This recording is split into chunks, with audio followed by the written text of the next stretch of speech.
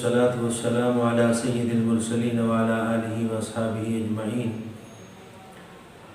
بارك الله لنا ولكم في القرآن العظيم. لقد كان لكم في رسول الله أسوة حسنة. صدق اللہ العظیم. عزیز دوستوں اور ساتھیوں، دیکھنے اور سننے والوں، ہماری سنتیں، فرائض، واجبات نماز کی الحمدللہ یہ مکمل ہو گئے ہیں، اور آج ہمارا سبق نمبر ہے 12. آج سبق نمبر 12 میں ہم نماز کے اندر مستحب کتنے ہیں اور مستحب کیا کیا چیزیں ہیں اس کا ذکر کریں گے انشاءاللہ. مستحب جو ہے وہ سنت سے نیچے کا درجہ رکھتا ہے. سنت جو ہیں جن کے بارے میں ہم نے آپ کو بتایا ہے وہ سنتیں ہیں جو اللہ کے رسول نے کی ہیں. تو چھوڑنے والا گناہگار تو نہیں ہوتا، لیکن ثواب کا حقدار بھی نہیں رہتا، محبت رسول بھی نہیں آتی. تو اس لیے سنتوں کے بعد اب آتا ہے مستحبات کا نمبر کہ مستحب کیا کیا چیزیں ہیں. اور مستحب بھی ایسی ہے کہ اگر آپ ان کو نہیں بھی کریں گے تو گناہ تو کچھ بھی نہیں ہوگا، لیکن اگر کریں گے تو کہیں نہ کہیں ان کے اندر بھی وہی چیزیں پائی جاتی ہیں جو اللہ کے رسول نے کر دکھلائی ہیں. لیکن یہ کچھ چیزیں اس میں ایسی ہیں کہ ہر وقت ہر آدمی کے ساتھ نہیں ہوتی. موسم کے اعتبار سے بھی تبدیلی آ جاتی ہے. تو نماز کے مستحبات جو ہیں وہ 5 چیزیں مستحب ہیں نماز میں. بس 51 وہ ہیں اور 51 الحمدللہ سنتیں ہیں. اور آج نماز کے مستحبات، مستحب کی جمع مستحبات، 5 چیزیں نماز میں مستحب ہیں. تکبیر تحریمہ کہتے وقت جب اللہ اکبر کہہ کر ہاتھ باندھتے ہیں، اس وقت اگر کسی کی آستین بڑی ہو، کپڑا بڑا ہو، کرتا بڑا ہو، تو اس کو چاہیے کہ اپنے ہاتھوں کو ان آستینوں سے باہر نکال کر جب تکبیر کے لیے ہاتھ اٹھائے.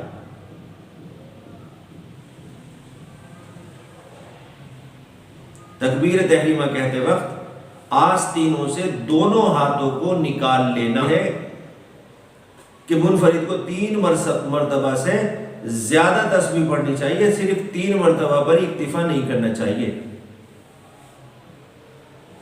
3 سے زیادہ، 3 سے زیادہ کیا ہے؟ 4 نہیں ہو سکتا، 6 نہیں ہو سکتا، 8 نہیں ہو سکتا، 10 نہیں ہو سکتا. کیوں؟ کیونکہ اسلام کے اندر تمام چیزوں کے اندر آپ دیکھو گے کہ طاق لفظ آتا ہے. طاق ہوتا ہے 1 3 5 7 9 11. تو 3 کے بعد 4 نہیں بلکہ 5، 5 سے آگے 7، 7 سے آگے 9، 9 سے آگے 11. ایسے تو طاق میں پڑھنی ہے تو 3 سے زیادہ پڑھنی ہے. تو 4 پہ نہیں رکیں گے، 5 ہوں گے نا اکیلے کے لیے ہی. ٹھیک ہے، رکوع اور سجدے میں. نمبر 3، قیام کی حالت میں جب آپ کھڑے ہوتے ہیں نیت باندھ کر، تو اس وقت آپ کی نگاہ کہاں ہونی چاہیے؟ سجدے کی جگہ پر. مستحب ہے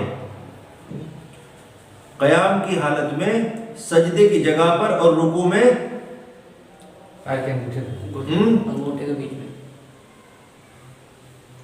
رکوع میں قدموں پر، پیروں پہ.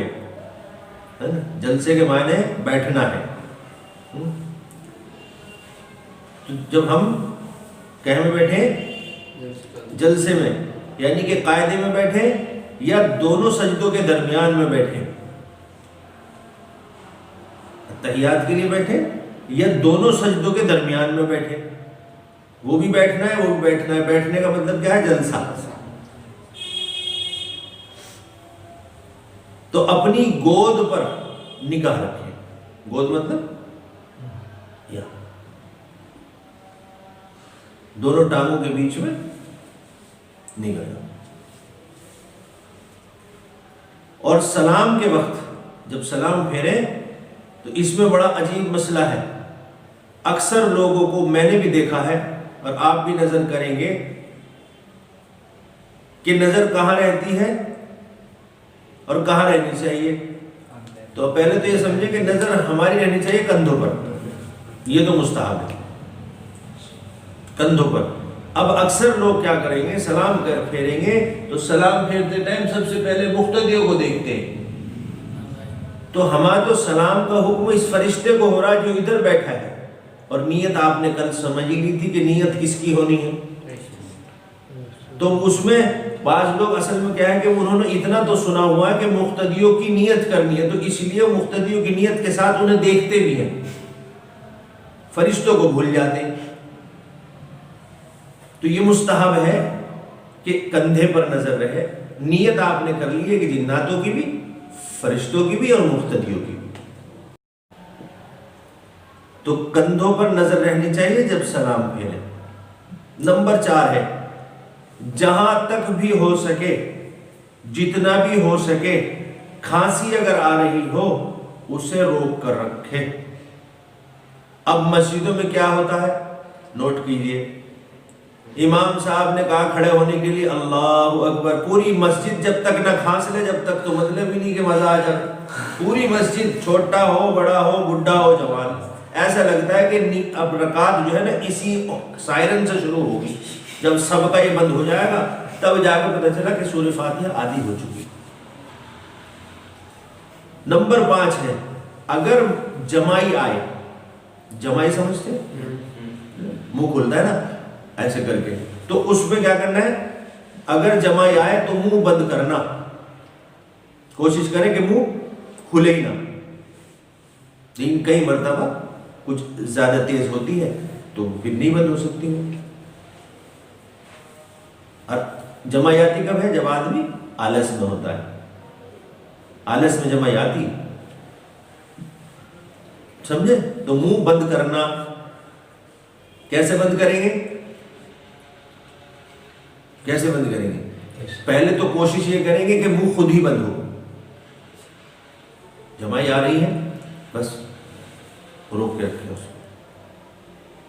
ختم ہو جائے گی، سیکنڈوں میں ختم ہو جائے گی. اگر آپ نے بہت بڑا کھول بھی لیا تو بھی وہ کچھ دیر کے لیے تو رہتی ہے، تھوڑی کہ اس سے کچھ ہاضمہ صحیح نہیں ہونے والا نہ خراب ہونے والا. لیکن نماز کے اندر خشوع خضوع ختم ضرور ہو جاتا ہے. تو جمع آئے تو منہ بند کرنا، اور کھل جائے تو قیام کی حالت میں، قیام سیدھا جب کھڑے ہیں نیت باندھ کر، قیام کی حالت میں سیدھے ہاتھ سے، یہ بہت غور کرنا، جب کھڑے ہیں اگر جمائی آ جائے منہ کھل جائے تو سیدھے ہاتھ سے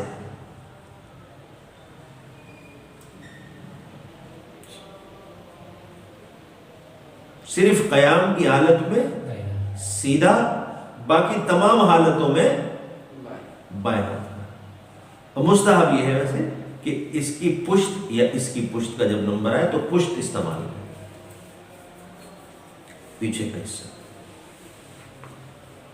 جمع آئے تو منہ بند کرنا، اور اگر کھل جائے تو اگر قیام میں کھلا ہے کیا کریں گے، دائیں ہاتھ کی پشت سے. اور اس کے علاوہ رکوع میں، سجدے میں، قاعدے میں، جلسے میں، کہیں بھی اگر ایسا معاملہ آتا ہے تو بائیں ہاتھ کی پشت کا استعمال کریں. نماز سے باہر اگر ہو تو بائیں ہاتھ، بائیں تک سمجھے بات سمجھ میں آ گئی. 5 چیزیں مستحب تھی، الحمدللہ 5 پوری ہو.